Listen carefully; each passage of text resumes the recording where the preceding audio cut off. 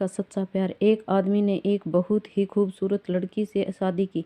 शादी के बाद दोनों की जिंदगी बहुत ही प्यार से गुजर रही थी।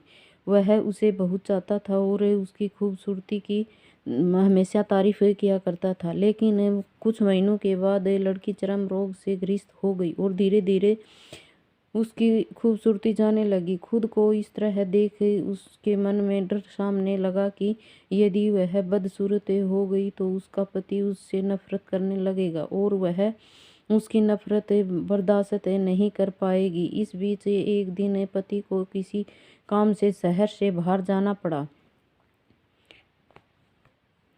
काम खत्म कर जब वह घर वापस लौट रहा था, उसका एक्सीडेंट हो गया। एक्सीडेंट में उसने अपनी दोनों आंखें खो दी, लेकिन उसके बावजूद भी उन दोनों की जिंदगी सामान्य तरीके से आगे बढ़ती रही। समय गुजरता रहा और अपने चरम रोग के कारण लड़की ने अपनी खूबसूरती पूरी तरह गंवा दी।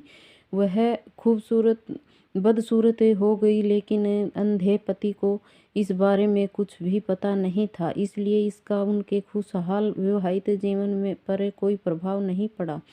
वह उसे उसी तरह प्यार करता रहा। एक दिन उस लड़की की मौत हो गई। पति अब अकेला हो गया था। वह बहुत दुखी था और वह उस शहर को छोड़कर जाना चाहता था। उसने अंतिम संस्कार की सारी क्रिया विधि पूर्ण की और शहर छोड़कर जाने लगा। तभी एक आदमी ने पीछे से उसे पुकारा और पास आकर कहा, अब तुम बिना सहारे के अकेले कैसे चल पाओगे?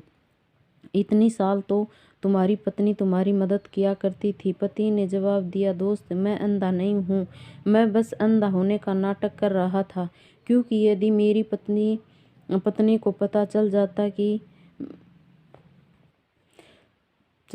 कि उसकी बदसूरती देख सकता हूँ तो यह उसे उसके रोग से ज़्यादा दर्द देता। इसलिए मैंने इतनी साल अंधे होने का दिखावा किया है। वह बहुत अच्छी पत्नी थी, मैं बस उसे खुश रखना चाहता था।